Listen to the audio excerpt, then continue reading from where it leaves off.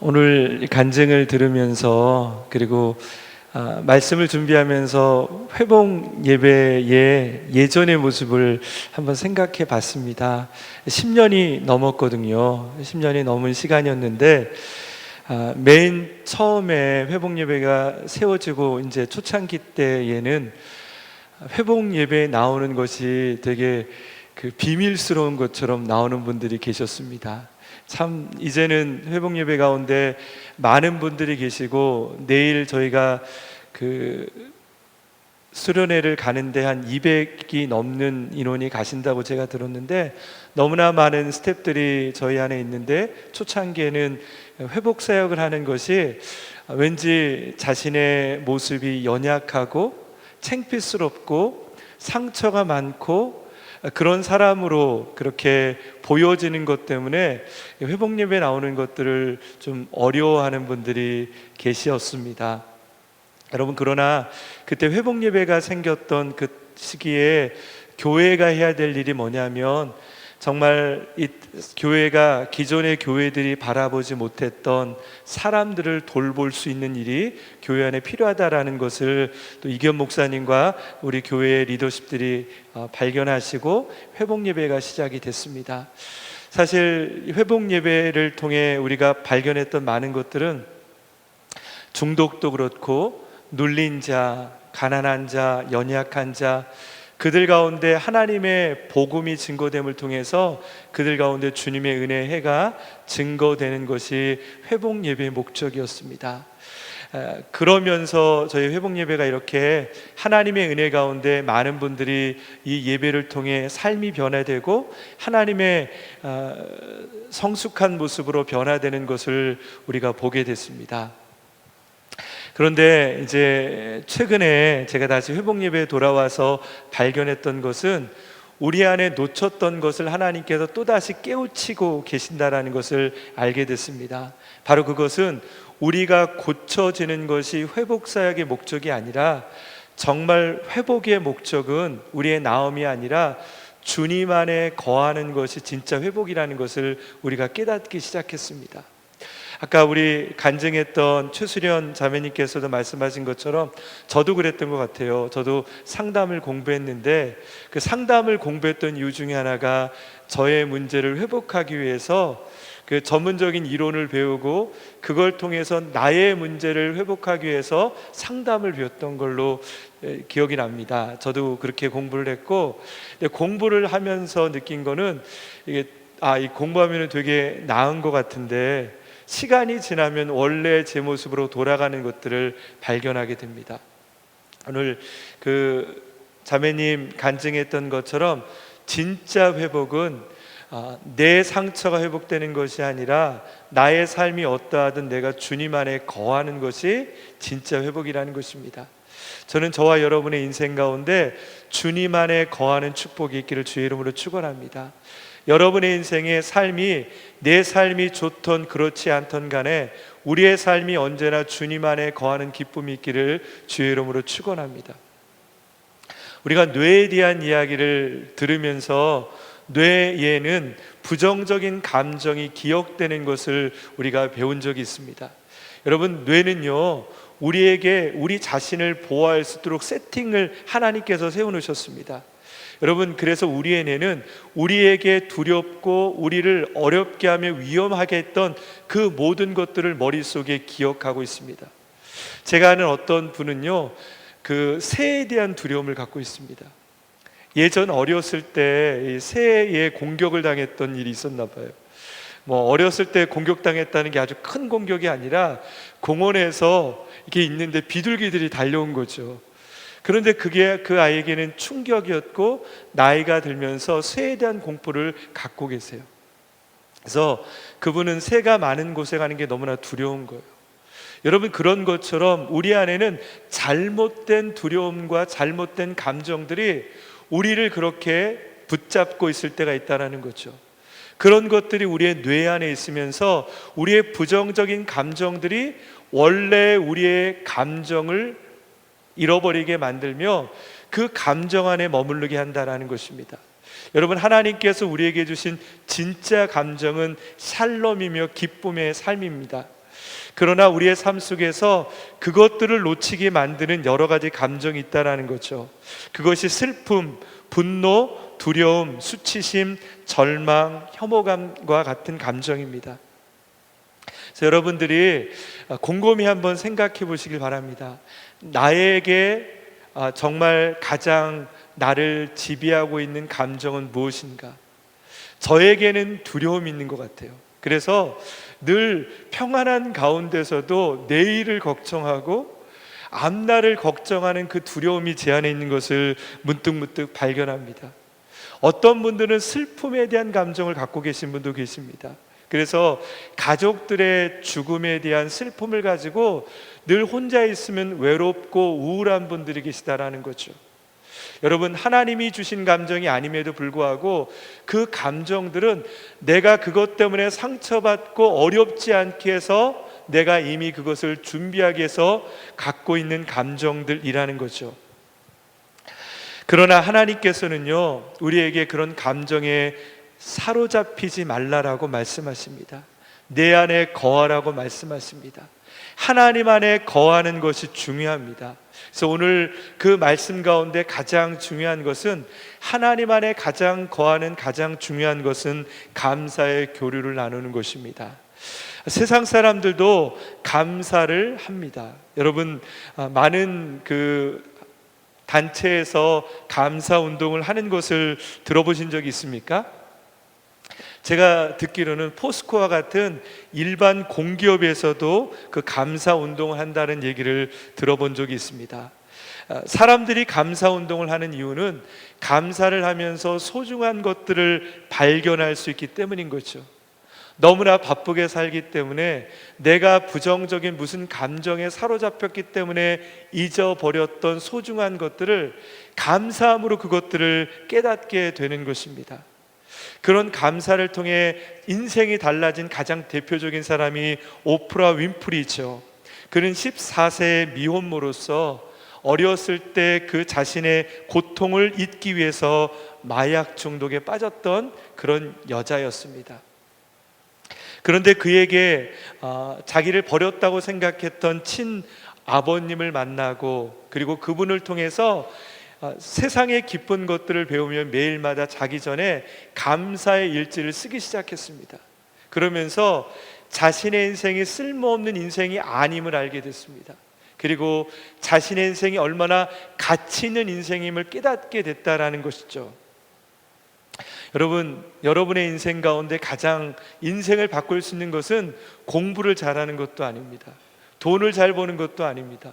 정말 여러분의 인생을 아주 간편하게 바꿀 수 있는 방법은 2주 동안이라도 매일마다 감사일지를 한번 써보십시오. 5분이라도 여러분의 삶 속에 나타난 감사의 일기를 쓰기 시작하면 여러분의 인생이 달라진다라는 거죠. 감사의 운동을 하는 사람들은 첫 번째 권장하는 것이 감사일지를 쓰는 게 있고요. 또 하나 제가 보면서 이것도 되게 좋은 방법이라고 생각했는데, 그것은 감사 방문을 하라는 것을 얘기하더라고요. 감사 방문이라는 건 뭐냐면, 내가 감사하고 싶은 사람에게 편지를 써서 그분의 집이나 사무실에 방문하는 것입니다. 그래서 그분 앞에 가서 내가 잠깐 시간을 내주면 내가 읽고 싶은 게 있다라고 하면서 그 편지를 읽어주는 것도 좋은 방법이라고 합니다.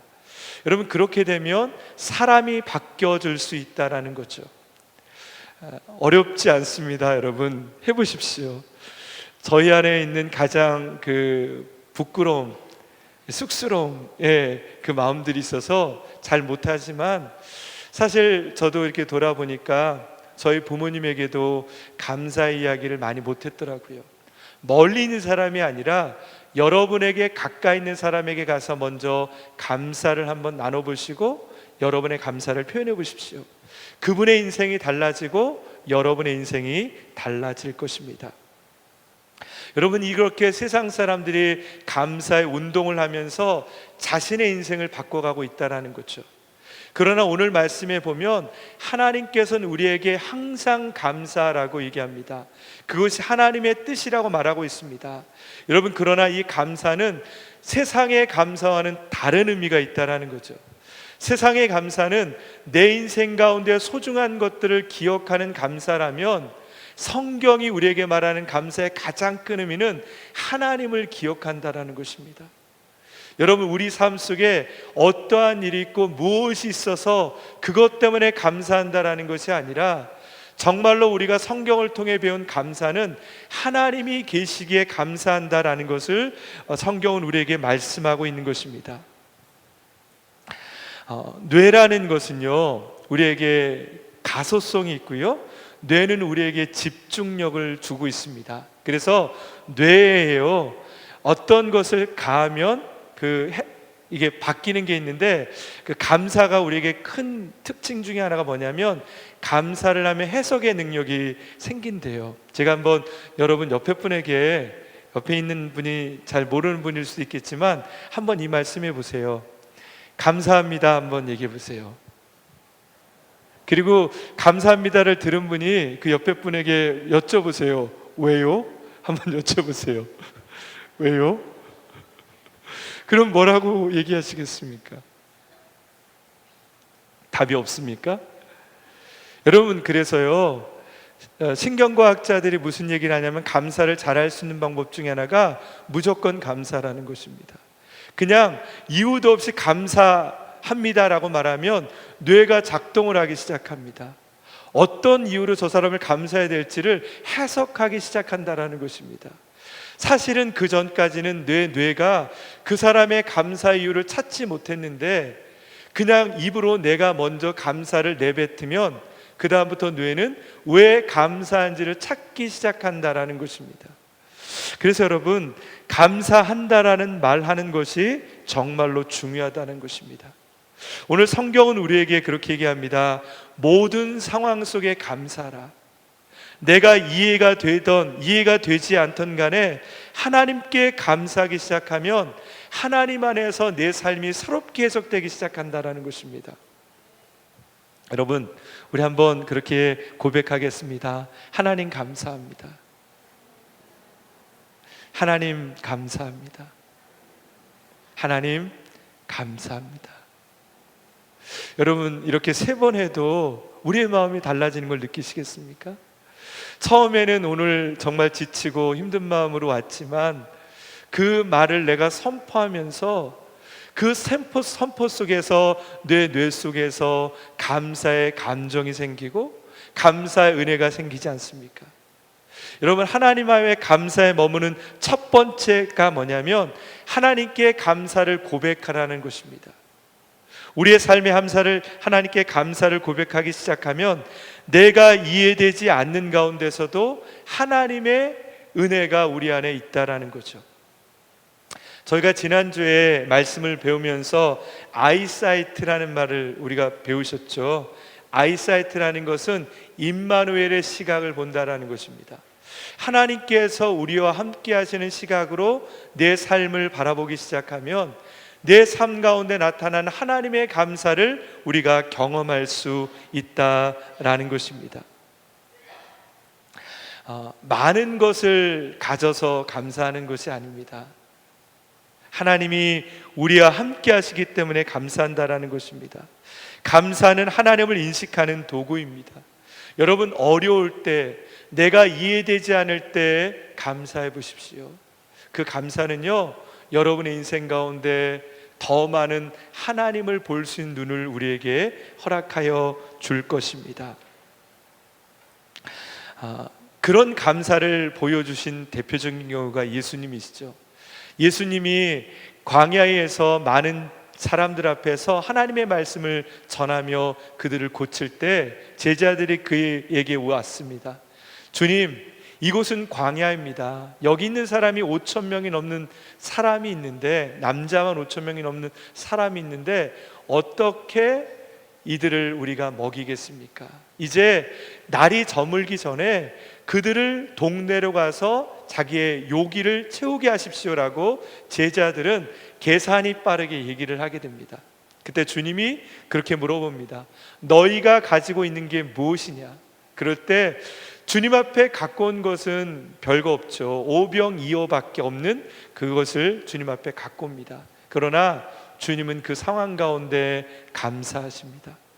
하나님 앞에 감사의 기도를 드리고 축사하고 그것을 나눴을 때 그들이 먹고도 12광주리가 남는 그런 기적이 나타났음을 우리는 성경에서 보게 됩니다. 여러분, 감사는 능력이 있습니다. 우리가 가진 것은 오병이어밖에 되지 않을지라도 감사를 통해서 우리의 인생은 풍성해질 수 있다는 것입니다. 많은 것을 가져서 감사하는 것이 아니라 하나님께 감사하기 시작하면 그 감사를 통해 우리의 삶 속에 임하시는 하나님을 우리가 누리게 될 것입니다. 여러분, 여러분의 인생 가운데 하나님을 경험하길 원합니다. 하나님을 고백하며 하나님께 감사함으로 여러분의 인생 가운데 계시는 하나님을 경험하길 주의 이름으로 축원합니다. 두 번째는요, 하나님께 감사하기를 첫 번째는 하나님께 고백하는 것입니다. 고백하는 것, 아까 제가 말씀드린 것처럼 고백하면서 머리로 고백하는 것이 아니라 그 고백이 내 마음속에 감사의 기쁨이 가득할 때까지 고백하는 것입니다. 처음에는 어색하지만 그것을 하다 보면 우리의 마음속에 뇌가 작동하기 시작한다는 거죠. 그리고 내 말이 하는 것처럼, 내가 말하는 것처럼 뇌 속에 우리에게 그 감정이, 감사의 감정이 가득한다라는 것입니다. 두 번째는요, 그리고 나서 하나님께 듣기입니다. 여러분, 혹시 기도할 때 듣는 기도를 해보신 적이 있습니까? 예전에 제가 세미나 하는 곳에 있는데 교수님이 그런 얘기를 하신 적이 있었어요. 우리가 3분 정도 침묵의 시간을 갖자. 저는 3분이 그렇게 긴지 몰랐어요. 3분이 마치 30분처럼 느껴질 때가 있었습니다. 사실은 제가 기도할 때는 막 여러 가지 제가 할 말을 기도하니까 30분이 짧다라고 느껴질 때가 있고, 내가 말하는 기도에 몰입해서 많은 기도를 할 때가 있지만 하나님에게 듣는 기도를 익숙하지 않아서 3분을 기도하는 것도 어려울 때가 있었습니다. 여러분은 어떻습니까? 여러분, 하나님의 음성을 듣는데 익숙하십니까? 여러분, 하나님의 음성을 듣고 그분이 여러분에게 말씀하시는 그 이야기를 듣고 기쁘신 적이 있습니까?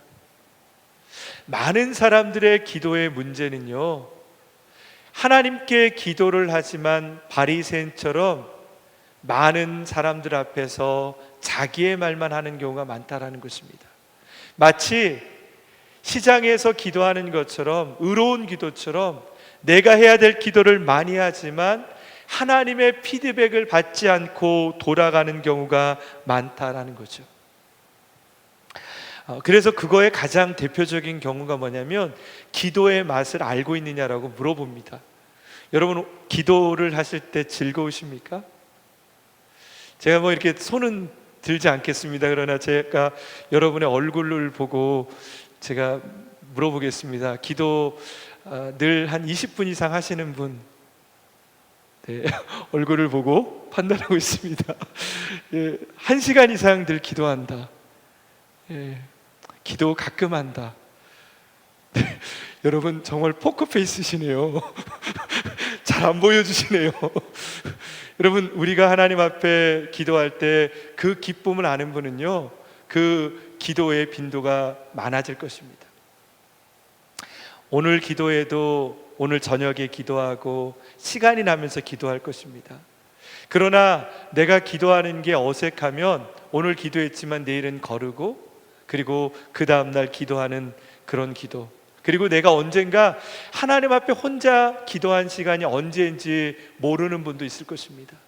여러분, 그것은요, 내가 기도의 맛이 없기 때문인 거죠. 기도의 기쁨이 없는 것입니다.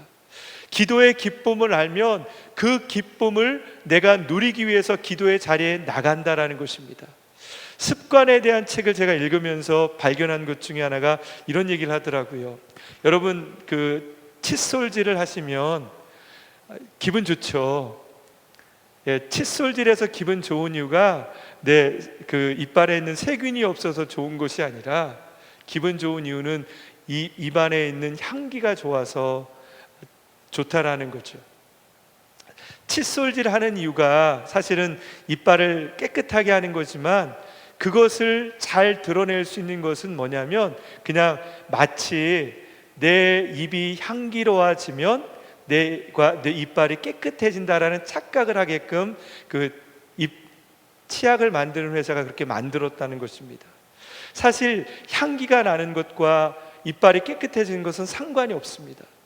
그러나 그런 기쁨을 줌을 통해서 이빨 닦는 것을 반복적으로 습관되게 만드는 것이 하나의 습관을 만드는 원리라는 거죠.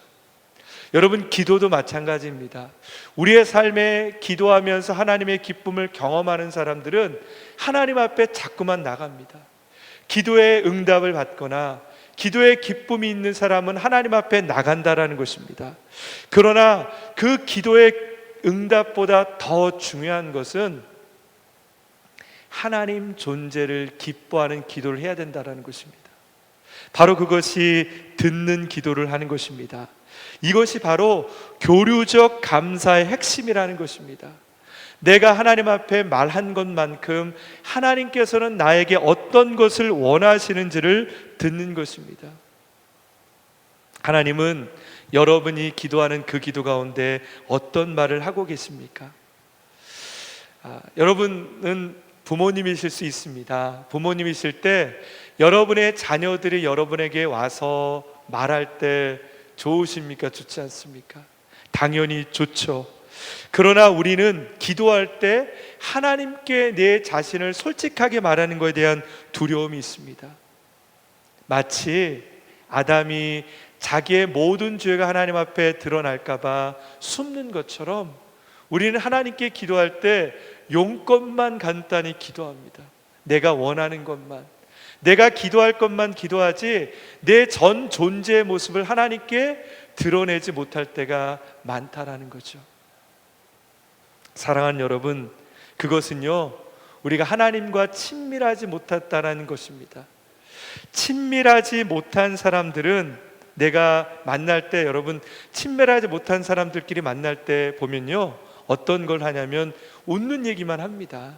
재밌는 얘기만 하죠. 농담 따먹기만 하는 거죠. 그러나 정말로 친한 사람들끼리는 그냥 웃는 얘기, 시간이 지나가는 얘기만 하는 것이 아니라 내 마음의 아픔도 얘기하고, 내 마음의 슬픔도 얘기하고, 내 마음의 고민도 얘기한다라는 것입니다. 여러분, 하나님과 친밀하다는 것이 바로 그것입니다. 정말로 하나님과 친밀하면 내 자신의 용건만 얘기하는 것이 아니라 하나님 앞에 내 자신의 모든 것들을 말하고, 그것을 즐겁게 받으시는 그 하나님 앞에 나가는 것입니다. 제가 예레미야 7장 13절 말씀을 읽어 드리겠습니다. 예레미야 7장 13절 말씀에 이런 말씀이 있습니다. 여호와의 말이다. 너희가 이 모든 일을 했음으로 인해 내가 너희에게 계속해서 말해도 너희가 듣지 않았으며 내가 너희를 불러도 너희는 대답하지 않았다. 여러분, 이스라엘 백성들을 정죄했던, 심판했던 하나님께서 무슨 말을 하냐면, 내가 너희에게 여러 번 대답하고 말했지만 너희는 듣지 않는구나 라는 말을 합니다. 여러분, 교류가 없는 기도라는 것이 바로 이것입니다. 우리가 하나님 앞에 말은 했지만 그분의 기도를 듣지 않고, 그분의 말을 듣지 않고 우리는 기도하고 있지는 않은지. 정말 하나님 앞에 거하는 기도의 두 번째는요, 듣는 기도를 한다라는 것입니다. 그분 앞에 거하며 그분이 나에게 말하는 것을 듣는 것입니다. 그러기 위해서 두 가지 중요한 것이 있는데, 첫 번째는 우리의 속도를 늦추는 것입니다. 여러분, 우리는 늘 급하게 살아갑니다. 그래서 급하기 때문에 자꾸만 하나님이 빨리 대답해 주지 않으면 듣지 않는 경우가 있죠. 엘리야가 지쳤을 때 하나님께서는 그에게 정말로 다가가기 위해서 처음에는 처음에는 큰 바람으로 임하기도 했고 큰 불로 임하기도 했지만 정말로 하나님께서 그에게 나타났을 때는 그 뒤에 시간이 지난 후에 세미한 음성으로 그에게 다가가시는 것을 보게 됩니다. 여러분, 하나님 앞에 기도하실 때 침묵하는 시간을 가지십시오. 5분, 10분, 15분 아무것도 들리지 않아도 그분 앞에 머물러서 하나님이 여러분에게 말하는 것을 느껴보십시오. 가장 좋은 방법, 저는 이 임마누엘 저널링 하면서 좋은 방법 중에 하나가 여러분의 마음속에 하나님의 얼굴을 떠올려 보십시오. 하나님은 여러분을 향해 어떤 얼굴 표정을 하고 있는지, 여러분이 하나님 앞에 감사를 했을 때 여러분을 향해서 어떤 얼굴 표정을 하고 있는지 떠올려 보십시오. 저는 늘 떠오르는 얼굴이 베드로가 3번 예수님을 부인했을 때 그에게 찾아와서 그에게 환하게 웃는 그 주님의 얼굴이 저에게 떠오릅니다. 그리고 제가 부족해도 사랑하는 아들아, 내가 너를 사랑한다라고 말하는 그 하나님의 음성이 저에게 들려집니다. 여러분, 하나님의 눈으로 여러분 자신을 볼 수 있는 눈이 있기를 바랍니다. 시간이 지나고 여러분이 기다리다 보면, 하나님의 음성을 듣다 보면 그 음성 속에서 내가 내 자신을 보는 게 아니라 나를 사랑스럽게 바라보는 그 하나님의 눈으로 나를 볼 수 있다라는 것입니다. 감사는 우리의 인생 가운데 그런 친밀함을 허락하여 주시는 것입니다. 오늘 저는 여러분에게 2가지의 감사의 교류에 대한 이야기를 드렸습니다. 첫 번째는 내가 이해되지 않아도 모든 상황 속에 하나님께 먼저 감사라는 것입니다. 내가 분노하는 상황 속에도 감사라는 것입니다. 그리고 2번째는, 그리고 감사하고 나서 하나님께서 여러분에게 뭐라고 말하시는지를 기다리라는 것입니다. 여러분, 기다리십시오. 하나님은 언제나 여러분에게 응답하신 하나님이십니다. 하나님은 신실하셔서 여러분에게 늘 응답하시고 말씀하신 하나님이십니다. 혹시 여러분 중에 난 하나님 음성 한 번도 듣지 못했습니다 라고 말하는 분도 계실 수 있습니다. 여러분, 그러나 시간이 지나 보십시오. 하나님은 한 번도 여러분에게 말씀하지 않으셨다, 그것이 틀렸다는 걸 여러분이 알게 될 것입니다. 정말 여러분의 인생 가운데 감사함으로 하나님 안에 거하는 축복이 있기를 주의 이름으로 축원합니다. 여러분, 이 시간에 2가지 기도를 가지고 주님께 기도하길 원합니다. 첫 번째, 여러분의 상황이 어떠하든 간에 이 시간에 감사하기를 원합니다. 여러분, 우리가 우리의 삶을 이해하는 것은요, 지금이 아닙니다. 먼 훗날, 내 고난이 끝난 훗날, 내 아픔이 지난 그날, 그 아픔의 의미를 알게 될 거예요. 어쩌면 우리는 이해를 못하며 살아가는 삶, 그것이 우리의 인생이라는 것입니다. 여러분, 이해하려고 하지 마십시오. 감사하려고 노력하십시오. 감사하면 그 감사가 여러분의 인생을 새롭게 해석할 것입니다. 여러분의 인생이 얼마나 소중한 인생인지, 여러분의 인생이 얼마나 존귀한 인생인지를 알려줄 것입니다. 우리 시간에 그렇게 감사하길 원합니다. 여러분의 인생 가운데, 여러분의 삶 가운데 임하시는 그 하나님께 감사하며 주님께 기도하며 나가겠습니다. 하나님, 감사합니다. 우리의 삶 속에 임하여 주심을 감사합니다. 하나님, 우리의 삶 속에 수많은 것들을 허락하여 주심을 감사합니다. 하나님, 일어나서부터 잠들 때까지 우리에게 수많은 기대와 기쁨으로 살아가게 해주심을 감사합니다. 여전히 살아갈 수 있는 건강을 허락하여 주시고 우리 인생 가운데 수많은 일을 통해서 기쁨을 누리게 해주심을 감사합니다. 하나님 안에 거할 수 있어서 감사합니다. 우리가 아프지만 하나님, 우리가 주님 안에 거할 수 있어서 감사합니다. 하나님의 은혜를 누리게 하여 주시옵소서. 하나님의 기쁨을 누리게 하여 주시옵소서. 성령의 하나님, 우리의 인생 가운데 함께 하여 주시옵소서. 주님의 은혜를 누리게 하여 주시옵소서. 하나님의 삶 가운데 하나님의 기쁨을 누리게 하여 주시기를 원합니다. 성령의 하나님, 주의 우리의 삶 속에 하나님의 은혜를 누리게 하여 주시고 하나님의 즐거움을 누리게 하여 주시옵소서. 감사합니다. 주님의 성령 나를 인도하시리.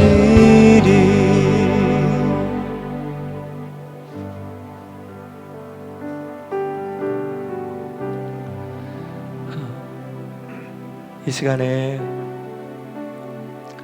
우리가 찬양과 반주를 들으면서 여러분의 입술을 닫고 여러분을 즐거워하시는, 그리고 여러분을 웃으시며 여러분을 안으시며 사랑하는 아들아, 사랑하는 딸아, 고맙다.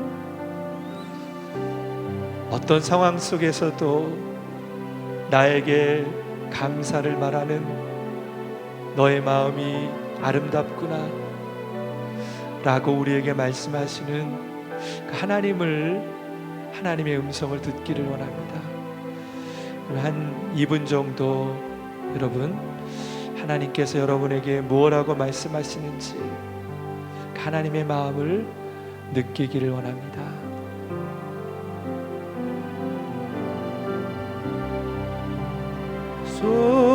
속에서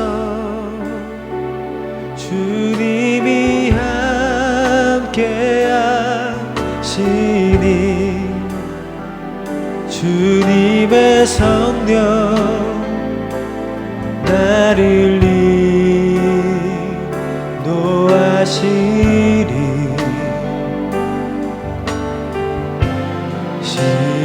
시험이 나를 찾아올 때 주님 지켜주시리. 주님의 성령 나를 인도하시리. 하나님, 너무나 많은 두려움과 외로움과 걱정과 그런 부정적인 감정들이 매일마다 우리의 마음을 사로잡습니다. 하나님, 우리에게 하나님 앞에 거하는 기쁨을 허락하여 주십시오. 우리의 인생 가운데 하나님의 기쁨 안에 거하게 하여 주시며 그분의 은혜 안에 거하는 축복을 더하여 주시옵소서. 성령의 하나님, 오늘 이 시간에 우리의 코에 당신의 생기를 허락하여 주십시오. 우리의 마음에 당신의 샬롬을 허락하여 주십시오. 주의 기쁨 안에 거하게 하여 주시며 주의 은혜 안에 거하는 축복이 있게 하여 주십시오. 나의 모든 삶을 통해 하나님께 감사하게 하여 주시며 나의 모든 인생을 통해 주님을 찬양하는 인생이 되게 하여 주시옵소서. 지금은 우리의 모든 것 되시는 우리를 위해 당신의 목숨을 십자가에 달려 돌아가신 주 예수 그리스도의 크신 은혜와 우리를 한 번도 버리지 아니하시는, 영원히 우리를 사랑하기로 작정하신 그 크신 하나님의 사랑과 언제나 우리의 마음속에 함께 거하사 우리에게 당신의 기쁨을 허락하여 주시는 성령님의 위로, 교통, 충만하심이 언제나 주의 감사 안에, 주의 사랑 안에 거하길 원하는 하나님의 모든 백성들 위해 지금부터 영원토록 함께하여 주시길 간절히 축원하옵나이다. 아멘.